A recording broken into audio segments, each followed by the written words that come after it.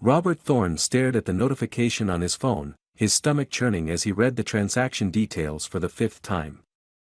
Another $5,000 withdrawn from his credit card account at 3 a.m. The bitter taste of betrayal rose in his throat as he glanced toward the guest room where his nephew Tom was still sleeping, blissfully unaware that his secret had been discovered. The morning sun cast long shadows across Robert's immaculate living room, highlighting the subtle changes that had crept in since Tom's arrival 6 weeks ago: empty energy drink cans hidden behind potted plants, crumpled bedding slips stuffed between couch cushions, and the constant, maddening ping of gambling apps notifications from Tom's phone. Each detail now felt like a red flag he'd willfully ignored. "I should have known better," Robert muttered, running his fingers through his graying hair. 25 years as a senior accountant at Marshall & Reed had taught him to spot financial irregularities from a mile away. Yet when it came to family, emotion had clouded his judgment. He thought of his brother James, Tom's father, who had passed away 3 years ago. James had always been the family's golden boy, charming, successful, and seemingly invincible until a heart attack took him at 45. The sound of the guest room door opening pulled Robert from his thoughts. Tom emerged, dark circles under his eyes betraying another night spent haunting online poker rooms. At 22, he had his father's looks, the same confident stride, the disarming smile that could charm anyone. But there was something else there too, a nervous energy, a slight tremor in his hands that spoke of deeper troubles. "Morning, Uncle Rob," Tom said, his voice carefully casual. "Thanks again for letting me crash here while they sort out the dorm situation. Should be just another week or two." Robert's jaw tightened. Another lie to add to the growing pile. He'd called Tom's college yesterday, discovering that his nephew had been expelled months ago for academic dishonesty.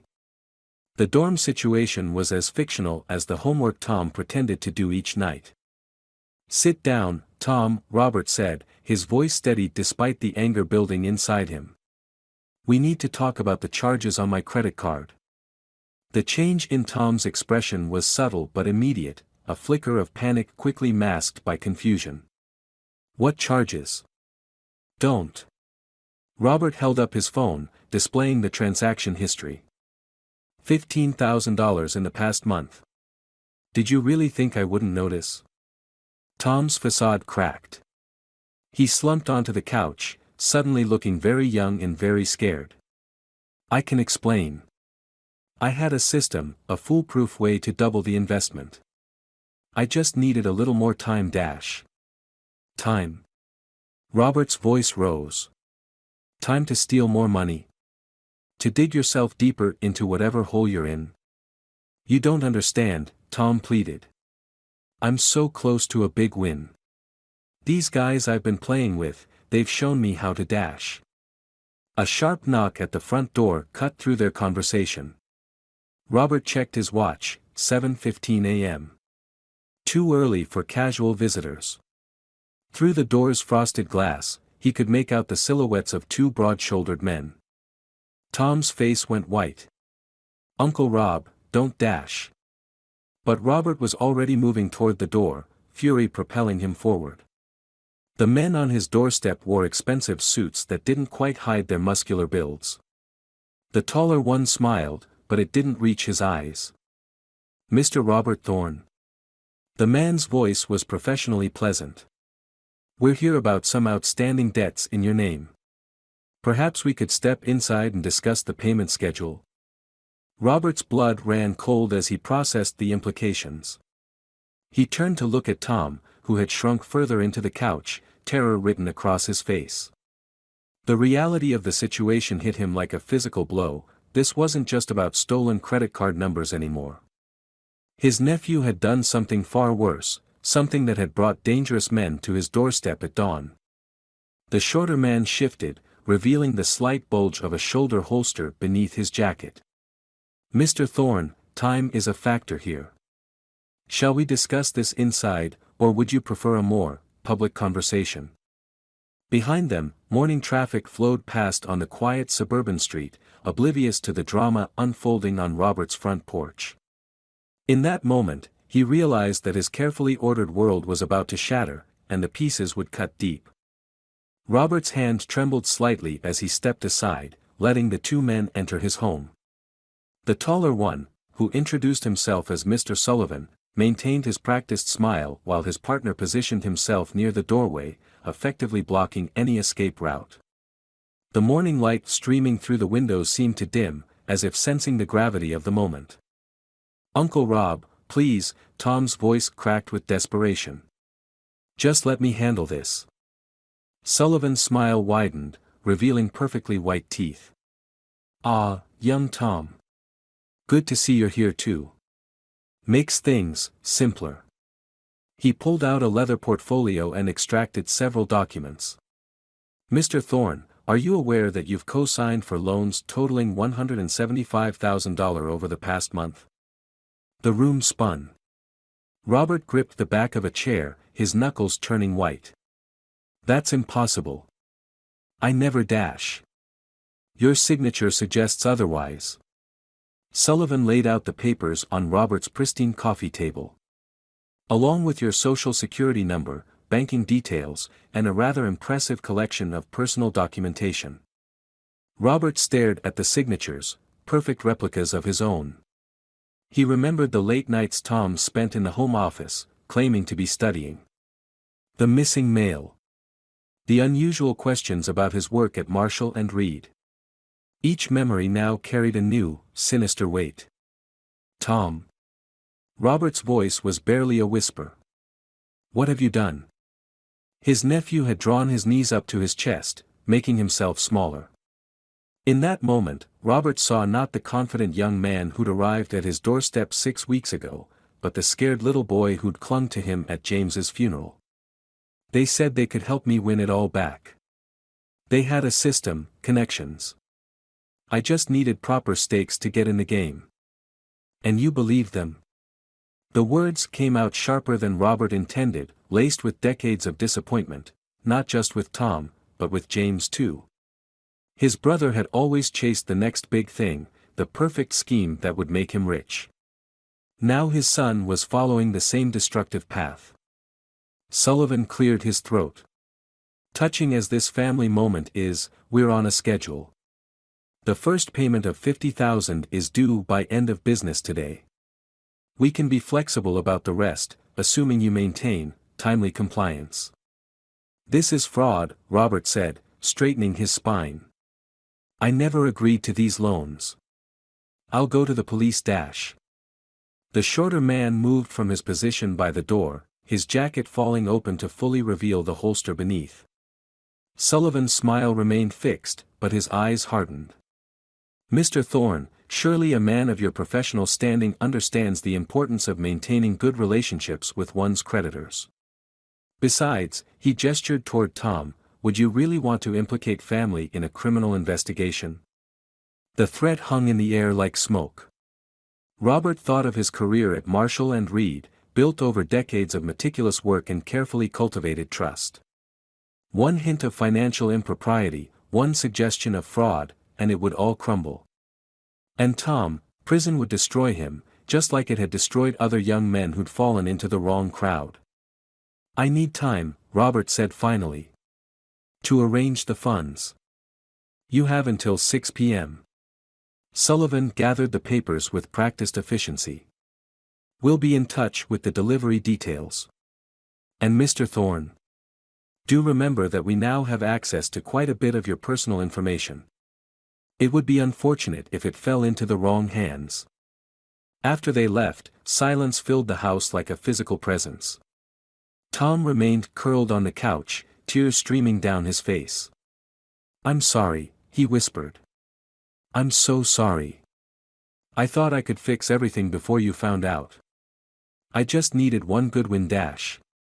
"Stop." Robert's voice was ice. "Do you have any idea what you've done? The position you've put me in?" He pulled out his phone, fingers hovering over the keypad. "I should call the police right now." "Please don't."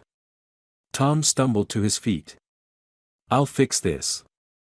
I promise. I have friends who can help." "Friends?" Robert laughed bitterly.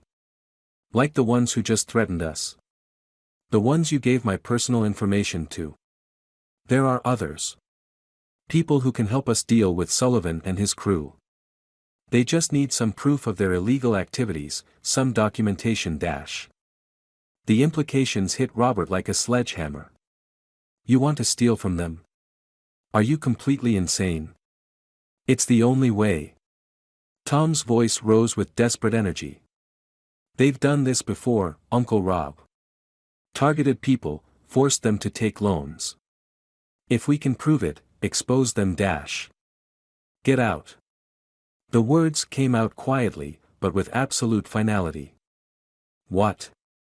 Pack your things and get out of my house. Now. Robert turned away, unable to look at his nephew's face. You have 30 minutes. After that, I'm calling the police. Uncle Rob, please. 29 minutes. Robert walked to his study, closing the door behind him. He could hear Tom moving around upstairs, drawers opening and closing, feet on the stairs. Only when he heard the front door close did he allow himself to sink into his chair, head in his hands. The computer screen on his desk glowed softly, displaying his email inbox. At the top was a message from his sister Margaret, Tom's aunt, sent late last night. We need to talk about Tom. There's something you should know. Robert stared at the message for a long moment before reaching for his phone. As he dialed Margaret's number, he noticed his hands were steady now. The initial shock and anger had crystallized into something colder, more focused. If he was going to find a way out of this mess, he needed answers. And Margaret, it seemed, had been keeping secrets of her own. Margaret's hands shook as she poured coffee into delicate china cups that had belonged to their mother. The morning light filtering through her kitchen windows cast shadows across her face, highlighting the exhaustion etched in the lines around her eyes. Robert sat across from her, noting how his sister seemed to have aged years in the months since they'd last met. I should have told you sooner, she whispered, her voice heavy with regret. But I kept hoping, believing that if I just gave him enough support, enough chances. She trailed off, staring into her untouched coffee. Robert fought to keep his voice steady. How long have you known about his gambling? It started after James died. Margaret's fingers traced the rim of her cup. Tom was only 19, trying so hard to be the man of the family. He got mixed up with some people at college who convinced him he could make quick money through online poker. At first, it was just small bets, nothing serious. And then he started winning. A bitter smile crossed Margaret's face. Just like his father used to. James always won at first, remember? That's what made it so dangerous. The wins came just often enough to keep hope alive. The mention of their brother sent a familiar ache through Robert's chest. James had been the family's golden child, their parents' pride and joy. Even his failures were spectacular, grand ventures that collapsed spectacularly, leaving others to pick up the pieces. Robert had lost count of how many times he'd helped bail James out of financial troubles. The last time, Margaret continued, her voice barely audible, Tom emptied my savings account. $30,000, everything I'd put aside for retirement. He swore he'd pay it back double within a week. He was so convinced he'd figured out the perfect system. Robert's grip tightened on his cup. Why didn't you go to the police? He's my son. The words carried the weight of countless sleepless nights and tear-stained pillows. And after what happened with James, I couldn't bear the thought of losing Tom too. So I covered for him, tried to get him help. He went to Gamblers Anonymous meetings for a while, seemed to be doing better. Then last month, he disappeared. When he called saying he was staying with you, I thought maybe you thought I could save him. The realization hit Robert like a physical blow. Just like I used to try to save James. Margaret reached across the table, gripping his hand. I was wrong to put that burden on you. But Robert, there's more you need to know. These people Tom's involved with, they're not just loan sharks. They're part of something bigger. She stood, walking to a locked drawer in her kitchen desk. The key trembled in her hand as she retrieved a thick manila envelope. Tom left this with me before he came to you. Said it was insurance, in case things went wrong. I opened it last night, after he called me in a panic. Robert spread the contents across the table: bank statements, loan documents, internal emails. His accountant's mind quickly grasped the implications. This is evidence of a major fraud operation. They're not just targeting individuals, they're using the stolen identities to launder money through legitimate businesses. Including Marshall and Reed. Margaret's words landed like a hammer blow. Tom said they specifically wanted him to get close to you because of your position there. They're planning to use your access, your credentials. Robert's world tilted on its axis. His professional reputation, the trust he built over decades, it wasn't just collateral damage in Tom's schemes. It had been the target all along. I have to go to the police, he said, gathering the documents with trembling hands. If you do that, Tom will go to prison. Margaret's voice cracked. And these people, they have connections everywhere. They'll make sure he doesn't last long inside. What's the alternative? Let them destroy everything I've built. Use my position to facilitate their crimes. Robert stood abruptly, his chair scraping against the floor. I can't protect him anymore, Margaret. Just like we couldn't protect James. I'm not asking you to protect him. Margaret's voice strengthened. I'm asking you to help me save him. These documents, they're enough to bring down the entire operation. But we need to be smart about how we use them. Robert stared at his sister, seeing not the grieving mother but the sharp-minded woman who'd helped him navigate their family's countless crises. You have a plan. Tom's not the only victim they've manipulated. I've been making calls, connecting with other families. We're not powerless, Robert. But we need your help, your skills, your connections. We can end this, but we have to work together. The weight of the decision pressed down on Robert. Outside, a car alarm wailed in the distance, its rhythmic shriek a counterpoint to his racing thoughts. His phone buzzed, another message from Sullivan's people, no doubt discussing the payment details for money he didn't owe.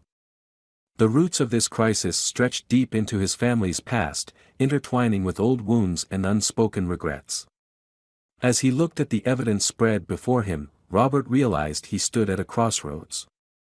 One path led to justice but would destroy what remained of his family. The other offered a chance at redemption, but required him to risk everything he'd spent his life building.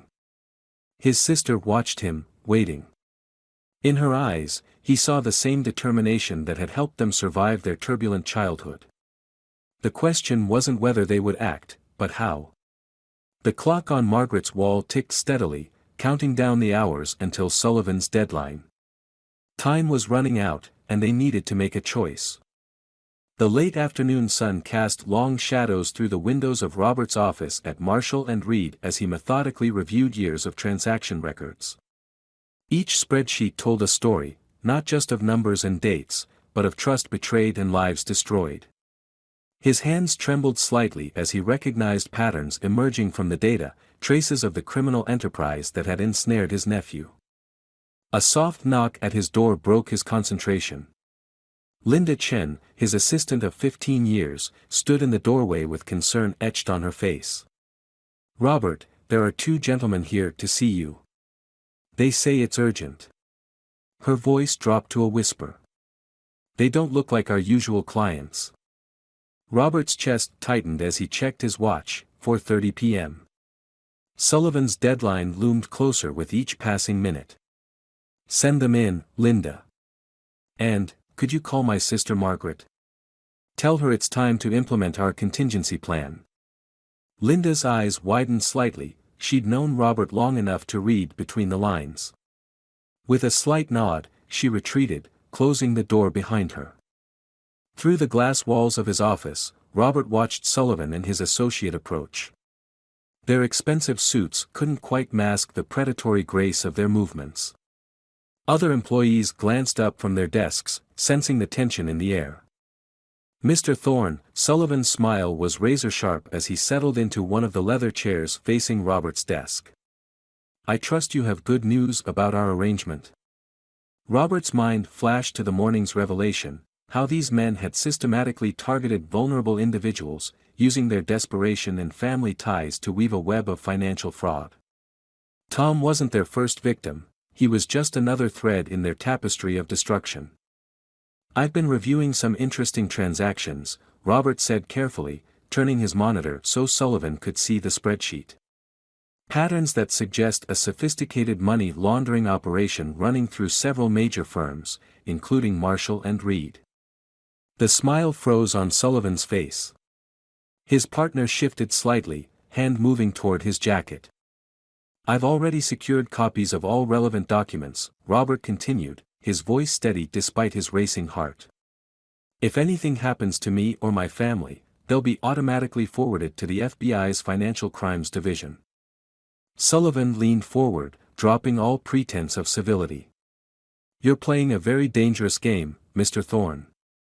Your nephew made certain commitments. My nephew is a 22-year-old kid who lost his father and got manipulated by predators," Robert cut in, years of suppressed anger finally surfacing. "But I'm not a kid. I've spent decades learning how money really moves through the system. Did you think I wouldn't recognize your operation for what it is? We can still resolve this amicably." Sullivan's voice was soft, dangerous. "The original debt, plus a reasonable premium for your discretion." Robert thought of James, of all the times he tried to save his brother from his own worst impulses. He thought of Tom, carrying the weight of inherited demons.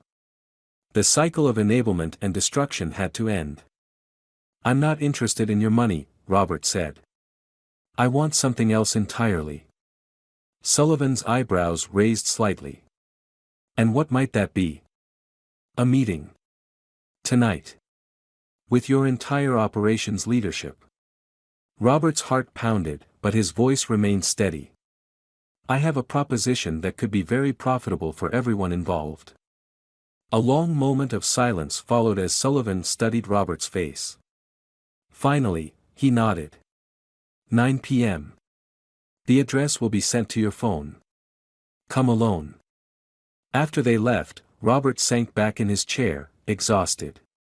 His phone buzzed, a text from Margaret. "Everything's ready. Are you sure about this?" Before he could respond, another message appeared, this one from an unknown number. The surveillance photo showed Tom sitting in a dingy room, fear evident in his posture. The caption read, "Insurance policy. Don't try anything clever." Robert stared at his nephew's image, feeling the weight of generations of family trauma and poor choices bearing down on him. The plan he and Margaret had crafted was risky, perhaps criminally so. But as he looked at the evidence of lives destroyed by Sullivan's organization, he knew they had no choice. His phone buzzed again, Linda, reporting that she'd finished the tasks he'd given her. The pieces were in place. In a few hours, he would either save his family or destroy what remained of it. The thought should have terrified him, but instead, he felt an odd sense of calm. Opening his bottom drawer, Robert removed a small recording device Margaret had given him. As he carefully positioned it in his jacket pocket, he remembered something his father used to say, "The true measure of a man isn't in how he handles success, but in how he faces his darkest hour." The sun had set completely now, leaving his office in shadows. Somewhere in the city, Sullivan's organization was preparing for their meeting, confident in their power and control. They had no way of knowing that Robert and Margaret had spent the day mobilizing a network of their victims, each carrying their own evidence, their own stories of manipulation and destruction. Tonight, Robert would walk into their trap. But he wouldn't be walking in alone, not really. The question was whether the price of justice would be more than he could bear to pay. The warehouse district stretched before Robert like a maze of shadows and broken dreams as he parked his car in the designated spot. The address Sullivan had sent led to an abandoned textile factory, its windows dark except for a faint glow from the third floor.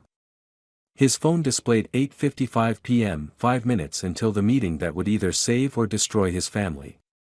Inside his jacket pocket, the recording device pressed against his chest like a second heartbeat.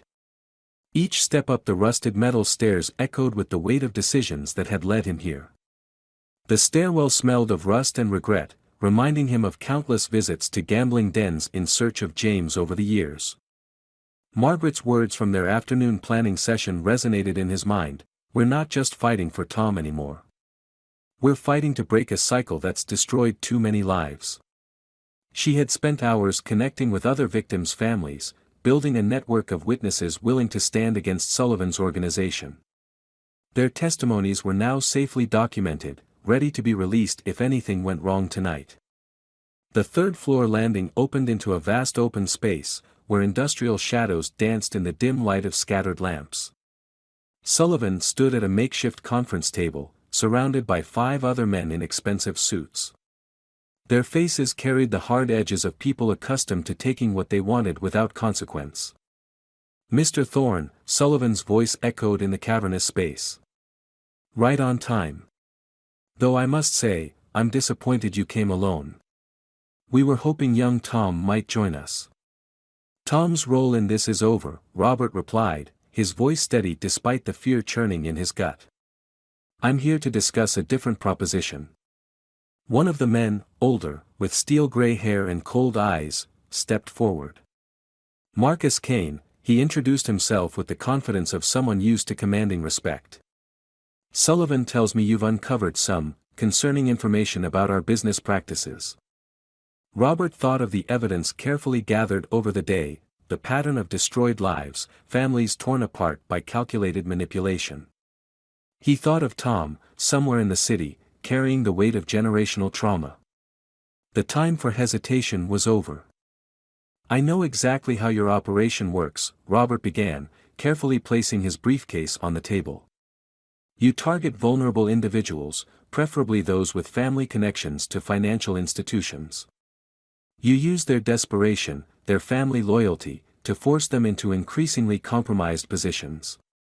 Then you use their access to launder money through legitimate businesses." Kane's expression remained neutral, but his eyes hardened. "An interesting theory. Proving it would be another matter entirely. I've already proved it." Robert opened his briefcase, revealing stacks of documented evidence. Every transaction, every manipulated account, every victim's statement. "But that's not why I'm here." "Oh." Kane's smile didn't reach his eyes. "Do enlighten us." Robert took a deep breath, feeling the weight of the recording device against his chest. "I'm here to offer you a way out, all of you.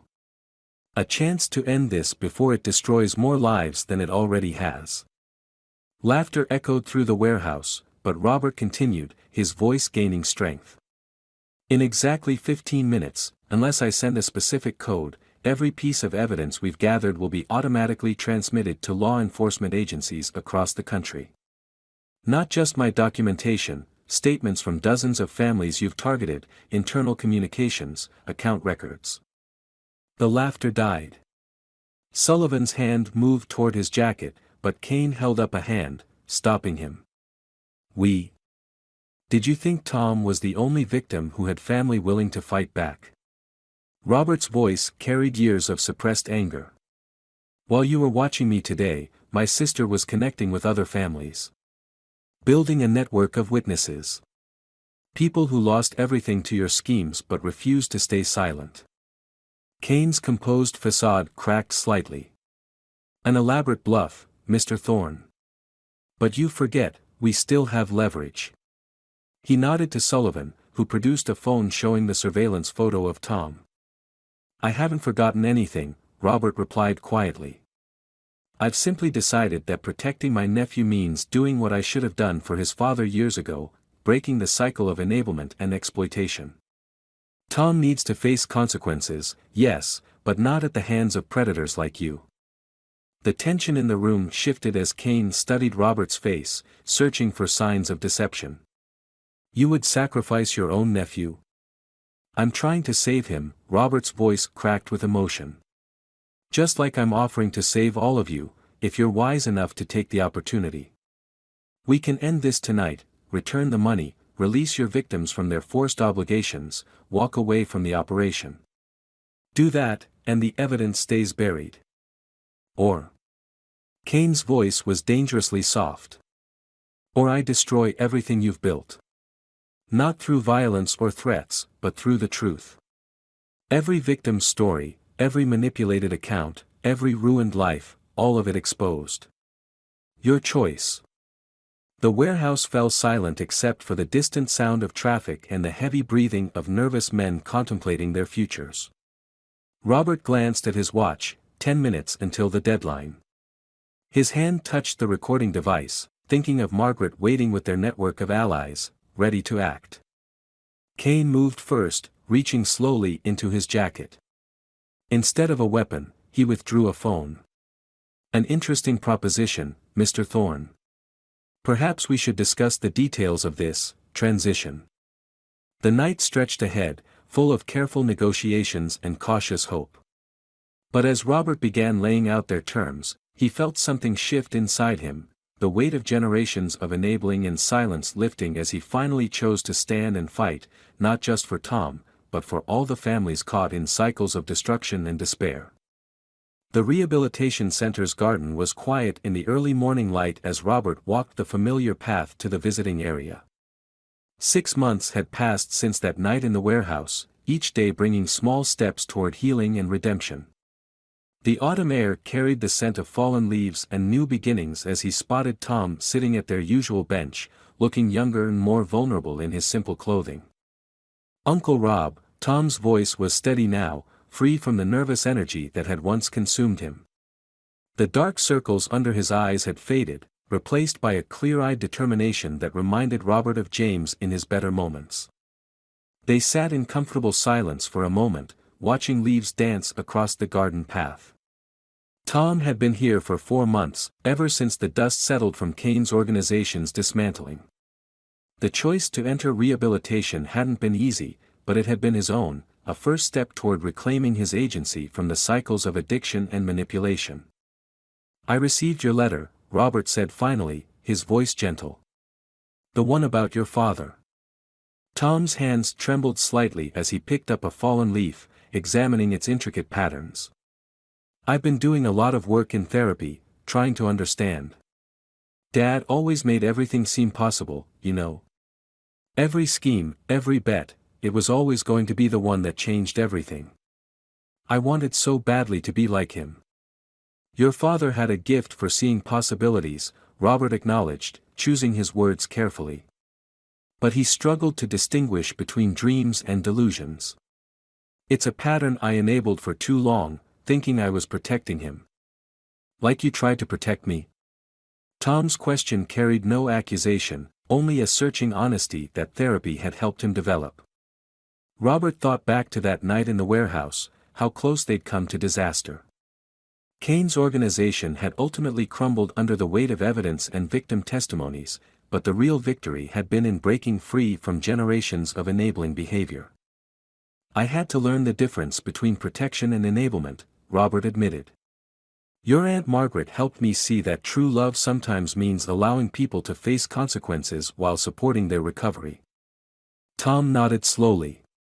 The therapist here, Dr. Chen, she says I've been carrying Dad's unfulfilled dreams like a burden. Trying to win battles he never could, running from demons that weren't mine to fight. A memory surfaced, James at Tom's age, bright with possibility before the gambling took hold. Your father loved you, Tom. But love isn't always enough to overcome our demons. We have to choose that battle for ourselves. I'm starting to understand that now. Tom's voice grew stronger. That's why I wanted to show you something. He reached into his pocket, removing a small medallion, 30 days sober. It's not just about the gambling. It's about breaking patterns, learning to sit with uncomfortable truths instead of trying to escape them. Robert felt tears prick at his eyes, remembering all the similar medallions James had earned and lost over the years. But there was something different in Tom's demeanor, a grounded awareness that his father had never quite achieved. The program director thinks I'm ready to start planning for release next month, Tom continued. I've been taking online courses, working with a career counselor. Margaret helped me find a halfway house with a strong support system. You've thought this through, Robert observed, noting the careful planning that had replaced Tom's once impulsive nature. I have to. Recovery isn't just about stopping destructive behaviors, it's about building something new. Tom paused, gathering courage. I know I can never fully repay what I took from you, not just the money, but the trust. Robert held up a hand, stopping him. The money is being repaid through the restitution program. The trust, that's something we rebuild day by day. The fact that you're doing this work, making these choices, that's worth more than any debt. A comfortable silence fell between them as the morning sun climbed higher, warming the garden. In the distance, other patients walked with visitors or sat in quiet contemplation. Each face held its own story of struggle and hope. I found something else while going through Dad's old papers, Tom said suddenly.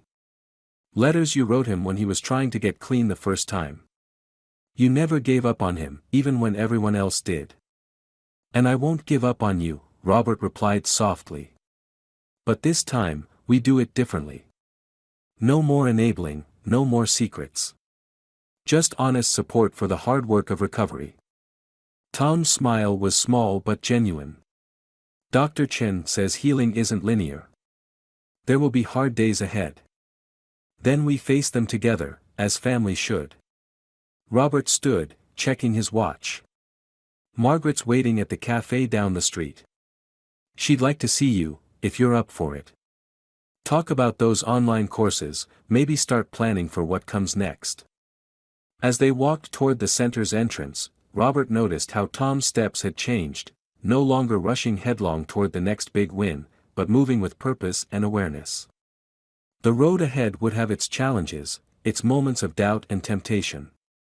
But they were finally breaking free from the shadows of the past, building something new from the ashes of old patterns.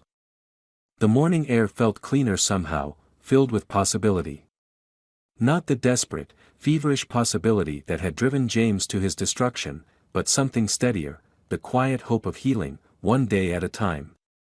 As they signed out at the front desk, Robert caught a glimpse of their reflection in the window, uncle and nephew, carrying the weight of their history but no longer bound by it, ready to write a new chapter together.